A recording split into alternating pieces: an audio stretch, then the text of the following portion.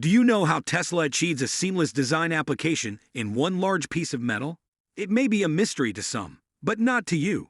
Keep watching to find out how it works, and how it will help Tesla reach its high production and revenue goals. The arrival of a second 9,000-ton Giga press indicates great advancements for the Cybertruck production line. Watch as these enormous devices from the Italian firm Indra arrive as Tesla prepares to build the biggest portions of the revolutionary Cyber. Fasten your seatbelts as we explore the mysteries behind this significant progress has been made, and we'll delve into the fascinating details of Tesla's never-ending quest for innovation. But before we do that, please like and subscribe for more earth-shattering Tesla insights.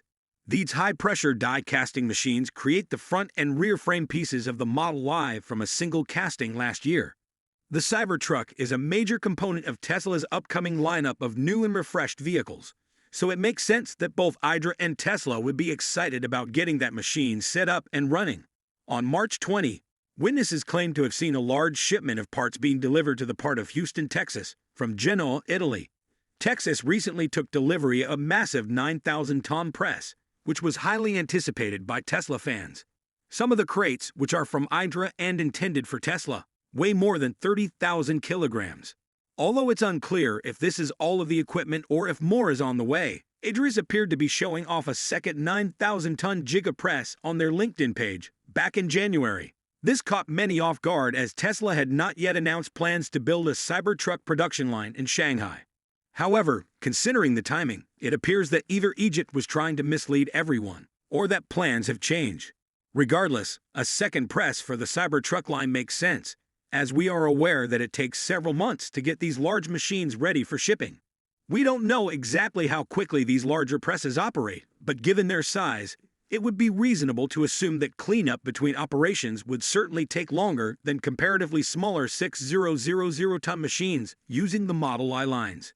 Working the Cybertruck isn't scheduled to begin production until this summer and will likely take some time to ramp up. With a cycle time of around 80 to 90 seconds, the 6,000-ton press has an amazing output rate of 40 to 45 completed castings per hour. To meet this demand, it can create about 1,000 castings each day, in addition to having 2 casting machines for the Model Y at its Fremont facility. Tesla's Giga Shanghai side is home to at least 5 of these equipment. It is typical for many units to operate simultaneously on the production line, guaranteeing continuity and efficiency. What is the start of the car production? While the Cybertruck is expected to reach its rate in 2024, Tesla is right on track to ramp up its production and meet the target. Purchasing a second 9,000-ton press now would save them a significant amount of time in the future. Tesla aims for a manufacturing rate of roughly 250,000 to 1 million units per year. This is what they refer to as a volume production. Tesla's Gigafactory in Nuevo León was recently unveiled. Excitement is high in Mexico as construction preparations get underway. Many agreements and commitments are being made between Tesla and the local government. The new facility was officially announced on March 1st during Tesla's Investor Day event. The proposed Gigafactory, which is expected to cost an astounding $5 billion, will be built on a sizable plot of land, approximately 4,200 acres just outside of Monterrey. Before starting such a massive project, there are a number of crucial issues to consider, particularly regarding preservation of the environment. In order to compensate for the loss of the forest and ground for Giga Berlin, Tesla agreed to planting a certain number of trees in Germany. However, they ended up planting over 3 times as many trees and introducing a diversity of species beyond the originally allocated pines. Tesla faced similar problems there as well. Parallel events are taking place in Nuevo León, where Tesla has promised to increase the required tree reforestation on the site. The governor's announcement stated that Tesla's director promised to reforest the Santa Catarina area, where the Gigafactory will be located, covering an impressive 1,600 hectares of land, with twice as many trees as required by law. Bleak Tesla water conservation is another important consideration in the location that was selected. One may decide to add native tree species and keep lush shrubbery surrounding the building after it is finished. The location of the site is high and dry, next to a former river that has dried up, according to Tesla's renderings of the completed factory. Strangely, local authorities don't seem to be too concerned about the large amount of water that Tesla's Gigafactory is planned to use. This assurance comes from the fact that Tesla has a license agreement that requires them to source water from neighboring sources. Although it would seem like an obvious answer, this practice of using property development corporations to install municipal utilities in exchange for land use is not widespread. The property was originally planned for a Six Flags theme park in 2015, but the project never came to be since there weren't enough finances to install the necessary utilities. Previous attempts to develop the land slated for the Giga factory meet difficulties. As a result, the land was idle until Tesla bought it. Despite Tesla's technology achievements and engineering expertise, there are still a lot of factors to take into account when they proceed with the construction of the Nuevo Leon Gigafactory. From meeting environmental requirements to resolving water issues, each step calls for meticulous planning and execution. Nevertheless, Tesla is well positioned to overcome any challenges in the way of creating an incredible facility in Mexico, thanks to their history of innovation and tenacity. While it may seem like a huge undertaking, it's not completely impossible.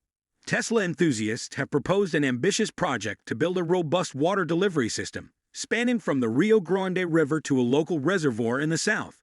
This endeavor could be the ideal strategy to lay the groundwork for future expansion, particularly for Giga Mexico.